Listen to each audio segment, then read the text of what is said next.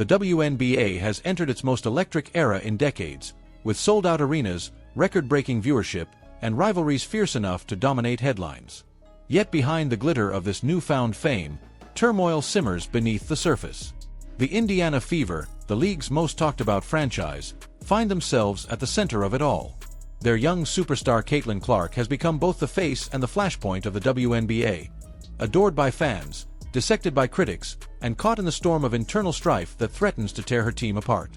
Reports suggest tension brewing in the locker room, a growing divide between veterans and rookies, and an owner, Steve Simon, running out of patience.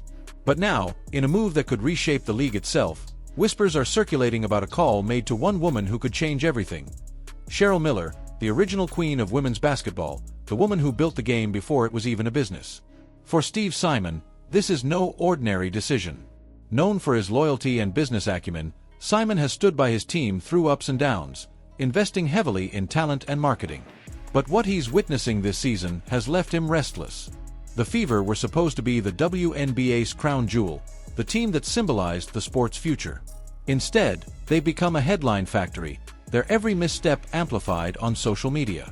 The chemistry that once sparked excitement has turned into confusion and resentment. Veteran players have questioned the overwhelming attention given to Clark, while the rookie phenom herself has quietly struggled to carry the weight of an entire league's expectations. Sources say Simon has reached his breaking point, and he wants discipline, leadership, and accountability restored. That's why he called Cheryl Miller. Miller's name still carries a gravity few others can match. Before there was a WNBA, there was Cheryl.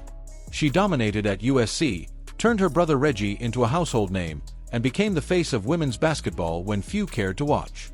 She wasn't just an athlete, she was a force of nature, fierce, intelligent, and commanding. So when Simon reached out, his message was simple: we don't just need a coach. We need a culture. According to insiders, Miller's response was just as direct: if I'm coming in, I'm coming to change everything. That sentence alone sent shockwaves through the basketball world. Because when Cheryl Miller talks about change, she doesn't mean small adjustments, she means revolution. Caitlin Clark, meanwhile, continues to live in a pressure cooker. Her rise has been nothing short of meteoric, breaking records, selling out games, and attracting millions of new fans to women's basketball. But fame comes with a price. Every game she plays is scrutinized like a championship. Every word she says becomes a headline. Behind the poise and professionalism, insiders say Clark has grown increasingly frustrated with the lack of structure around her. She reportedly told teammates, "We have the talent. We just don't have the system." For someone used to winning, chaos has become her biggest opponent. That's where Cheryl Miller's potential arrival becomes game-changing. Because Miller isn't a babysitter for stars, she's a builder of dynasties. There's a reason Miller commands instant respect wherever she goes. When she walks into a room, people listen. Her presence alone changes the temperature. Players know she's been there. She's faced pressure, prejudice, and the loneliness of carrying a sport on her shoulders. She understands what it means to be both celebrated and targeted, especially as a black woman in sports. That empathy, paired with her intensity, could be exactly what Caitlin Clark needs. She could teach Clark not just how to play through the noise, but how to own it, how to turn the burden of being the face of the league into the power of being its leader. Reports suggest Miller and Simon have already met privately in Indianapolis. The early discussions involve a consultant or advisory role, what some are calling the role before the role. But make no mistake, this isn't about appearances. It's about control. The WNBA, for all its star power, has lacked a central figure to unite its talent and set a standard. Miller could be that figure. She could be to the WNBA what Phil Jackson was to the NBA, a leader who transforms individual brilliance into collective greatness. Simon is said to have told associates, "The WNBA doesn't need another influencer. It needs an enforcer." And Cheryl Miller is exactly that. Under Miller, the Indiana Fever wouldn't just be a team, they'd be a movement. Imagine Caitlin Clark walking into practice, her every move watched, every moment amplified. Then imagine her facing Cheryl Miller, the woman who once scored 105 points in a single game. The cameras would fade, and the noise would fall away. Because for the first time, Clark wouldn't be the biggest presence in the room. She'd be a student again, under the guidance of someone who embodies the greatness she's chasing. Miller wouldn't treat her like a celebrity.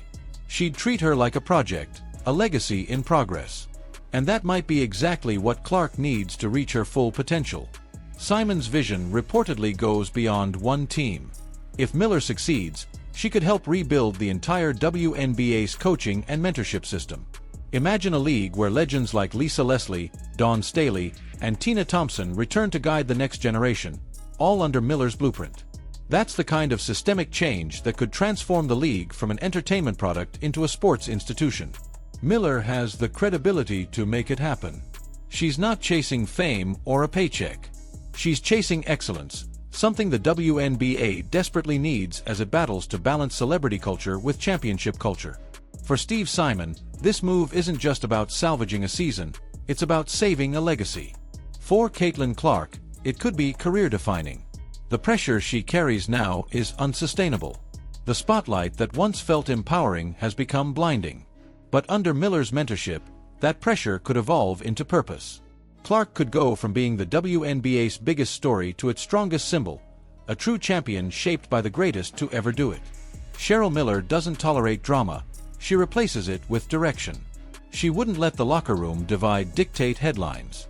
She'd restore order, demand respect, and remind everyone why they play. And that's the magic Steve Simon is betting on. A league built on hype can collapse overnight. A league built on discipline can last generations.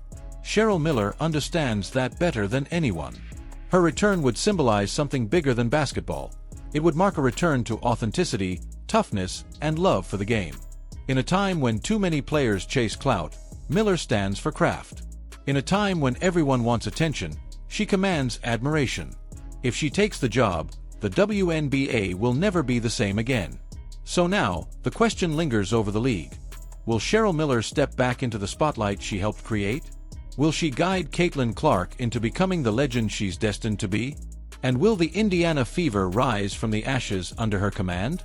If Steve Simon pulls this off, we could be witnessing the rebirth of women's basketball's greatest empire, a new era defined not by controversy, but by greatness. Do you think Cheryl Miller should return to the Indiana Fever to mentor Caitlin Clark and reshape the WNBA's culture? Drop your thoughts in the comments below, and if you believe the Miller era could be the key to restoring greatness, comment, "Bring her back."